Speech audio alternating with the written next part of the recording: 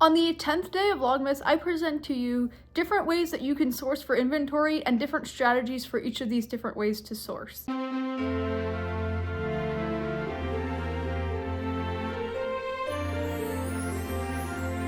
Hello everyone and welcome back to my channel, or if you're new here, hi, my name is Nicole and I'm a part-time reseller on Poshmark. I can't believe it's already day 10 of Vlogmas, but I am so excited to bring you this topic today, and I'm so excited for the rest of Vlogmas, and I'm so excited that Christmas is around the corner because I am a super fan of Christmas, so I'm just really excited. Today's topic is going to be a requested topic from one of you guys. You basically asked how I source and what my strategy is when I go to the bins and things like that, so I'm going to cover that all in today's video, and I hope this is helpful for a lot of you because a lot of people tend to ask how to source because, you know, going to the Goodwill can be quite overwhelming, or going to the bins can be overwhelming. So if there's a strategy behind that, then, you know, that would be helpful for people to follow. So I'm going to basically go through how I tackle these different things, and maybe this could help you if you are just starting out. So my primary ways of sourcing these days are the Goodwill for Dollar Day, which I haven't gone in quite some time actually because my location stopped doing Dollar Day, but I would love to go there for, you know, dollar discount. The next way I would source is the Salvation Army, which is for half off day. You could get really cheap pieces that way. The next ways that I source are, you know, from my personal closet, from family and friends closets, and also from Facebook, which those are all tend to be free, so I'm not going to really talk about those too much in this video. And another way that I like to source is going to the Goodwill bins. So you can get items by the pound there, and it's actually really good because you get things in bulk and you just kind of like look through these big bins and then you just pick up things. So really when it comes to my strategy of tackling these different things, it's kind of different for each location. So for example, the Goodwill, most Goodwills are pretty big and they're generally pretty organized based on what they are, but I like to kind of tackle them section by section. So I like to go to the sections that I think I'm gonna have the most success at first. So when I go to the Goodwill, my first thing is I go over to the leggings and pants sections, including jeans. So I look through all of those first to see if I can find any athletic pants or any, you know, pants that are trendy or any jeans that are good. And in these sections, you know, generally they're organized by size, but I don't even really look at the size because I sell a wide range of sizes. So I just pick up anything, but I just try and make sure that the pieces don't have any, you know, major wear or marks on them or anything like that. So once I tackle that section, then I will go over to whatever the in-season pieces would be. So if it was right now, I would go over to the sweaters and jackets categories. If it was not, you know, if it was a summer time frame, I would go over to the dresses and skirts. And then I would tackle, you know, sports bras and things like that towards the end because I actually tend to have good luck selling sports bras and even some bathing suits.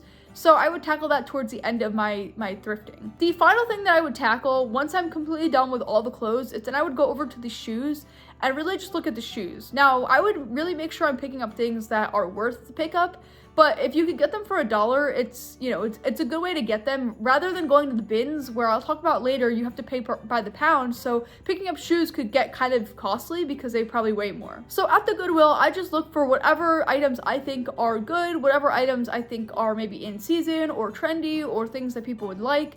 And I try and focus on brands, but like not always, because brands aren't always the most important thing. So I tend to, you know, just look at whatever I can find and whatever I think looks good. Sometimes I'm using my best judgment. Sometimes I'm using, you know, knowledge that I've picked up from other thrift trips of brands that have stood out to me. What you could really do if you want to is make a list on your phone, and I've done this myself, of brands that you want to look for when you go outsourcing, so that way you can kind of remember and you can kind of reference it as you go. It really makes it easy because then you know you're staying on topic, you're staying within what you should be, and you kind of are reminded about those brands, because I feel like sometimes we forget about the good brands when we're thrifting. So this is just a great way to remind you of those brands that are there. And basically when I go to the Goodwill, my goal is to get as many pieces as I can at once because I don't really go all the time. I don't go every month and I don't go every week. So for me, when I go and I get a lot. I get several big bags worth. So I try and get upwards of like 100 pieces, give or take if I can. On the lower days, I'll get like 40, 50. But my goal is to just get as much as I can in that time frame because, like I said, I don't go all the time. Maybe if you go weekly, you wouldn't have to get as much at once. But like when I go, I needed to hold me over for quite some time. So I go and I get as much as I can, and I generally try and look through the piece real quick before I put it in the cart. That way it's easier at the end, because once your cart is full, you don't want to have to be looking through all the pieces. It's gonna get too challenging to do. So when I put a piece in the cart, I try to make sure I look it over really quickly, make sure there's no obvious spots or stains or rips, or make sure like there's no hole in the crotch, because you'd believe me that there are so many pants out there in the Goodwill and the Goodwill bins that have holes in the crotch. So I would check that. I would also check the zipper if you have pants or jackets or anything like that. Make sure the zipper works, make sure it's there. Very important to do, because I picked up pants that the zipper was missing or broken. So make sure you actually try and zip it, because sometimes the zipper like pops off and then it's kind of hard to sell. So again, I would make sure you do that. Make sure you just check over the pieces for any major wear or anything like that before you go and check out. So that's generally the strategy that I follow when I go to the Goodwill, and that tends to be the case for the Salvation Army as well. However, at the Salvation Army, I get less because it's not as cheap, and I can't really spend as much time in the Salvation Army because they're not really as big. Okay, so now when it comes to the Goodwill bins, because I know that's probably what a lot of you are here for, a lot of you are really interested in what strategies I follow for the Goodwill bins. So basically for the bins, it can be overwhelming, so you need to go in prepared. You need to go in with your gloves on your hands, with your bags ready in your cart, and basically just go in with the mentality of you're gonna just pick up everything and then look through it later, because everyone's moving so fast at the bins and people are getting in each other's ways, people are shoving, people are, you know, whatever. So just throw everything in your cart, kind of like the opposite of the Goodwill. I would just recommend putting everything in your cart, and then you can look through the pieces after when you go, you know, before you check out. Okay, sorry about that. Sorry if you could hear a siren in the background. I didn't even realize it was happening, and I realized it might be kind of loud, so I had to wait until that was done. So when you go to the Goodwill bins, it's hard to really look for certain brands because everything is just kind of thrown in. It's not separated by size, by category, by, you know, who it's for. Literally, you could have like clothing, you could have bedding, you could have sheets, you could have everything all in the same bins.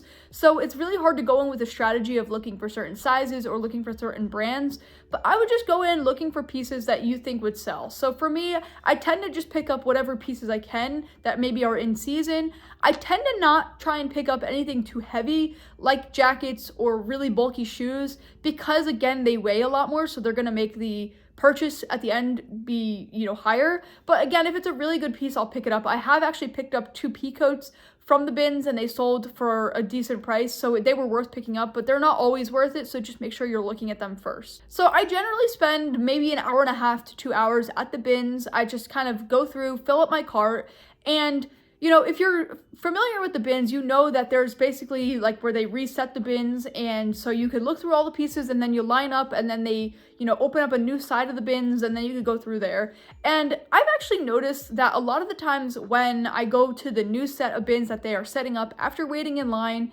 after waiting for like a half hour for them to actually, you know, get the line going, I find that I don't have as much luck with the fresh items that they pull out from the new set. So generally speaking, I actually have better luck once people have like really gone through and done their crazy shopping, and I actually kind of prefer to not deal with that, just because people are crazy. People try and claim things even though you're not allowed to. People, you know, push and shove, people start throwing things. So I have actually found some of my better items after, you know, the bins have been open for a lot of time. I found a Barefoot Dreams sweater on top as I was about to check out after the bin was long open for quite some time. So people who have asked me like, do you have better luck when the bins get reset? Actually, I feel like I have the opposite. I have better luck when the bins have been open for a while. I think people just get really hectic looking to find certain items and certain treasures, and if they don't find them, they just kind of throw everything around, and then it makes it really hard for you.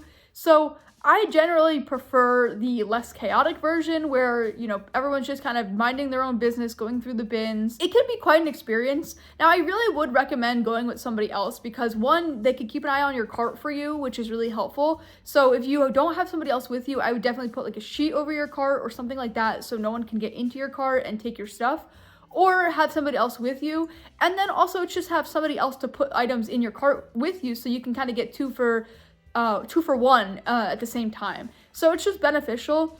Also, it could be a little overwhelming to be at the bins by yourself, so I just like going with somebody, but you could go on your own if you've done it a million times. So like I said, my strategy is to just put everything in the cart that I can. At the bins, I'm more likely to pick up brands that either I don't know or that are new to me, because I'm less likely to pay more for them. So for me, if I'm paying like 20 cents or 50 cents for a piece and it's a new brand to me, I might be able to find out that it will sell for me, or I might find out that it won't sell for me. And so I'm only paying a small amount for it, versus at the Goodwill bins, I'm paying $1 for each piece. So any piece that I pick up, I want to make sure I'm picking up good brands. So I'm more likely to discover pieces at the bins, and I'm more likely to pick up like new brands and really try different things and see what kind of luck I could have. I've actually discovered a lot of brands from the bins. I'm more likely to experiment and try new things when I'm sourcing out the bins. Also, when you go to the bins, you want to make sure that you have a bottle of water and possibly even a snack on you, because if you're there for quite some time, it can get overwhelming.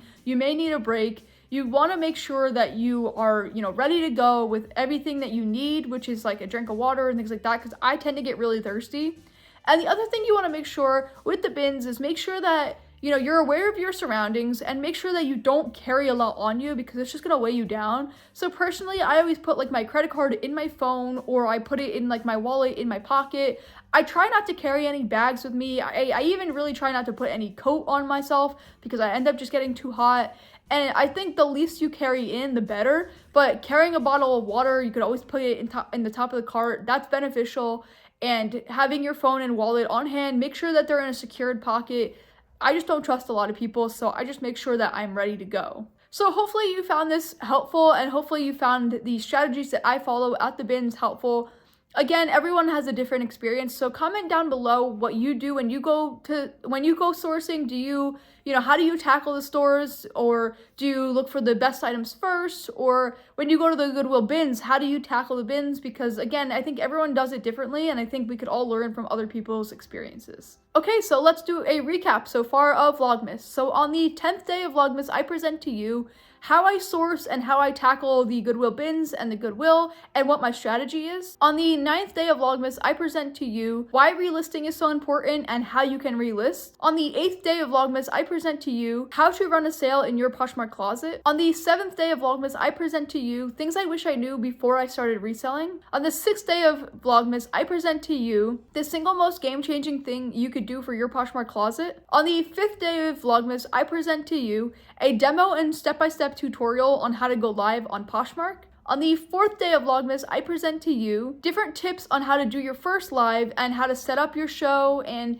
basically how to advertise your show to people to get more people into your show. On the 3rd day of Vlogmas, I present to you different listing tips and photographing tips and details that you should be including in your listings to make sure they are, very searchable. On the 2nd day of Vlogmas, I presented to you feature and app updates regarding the search and discoverability on Poshmark. And finally, on the 1st day of Vlogmas, I present to you ways to make more sales on Poshmark. If you want to see another day of Vlogmas, you could click either one of these two videos right here. But until next time, I will see you then.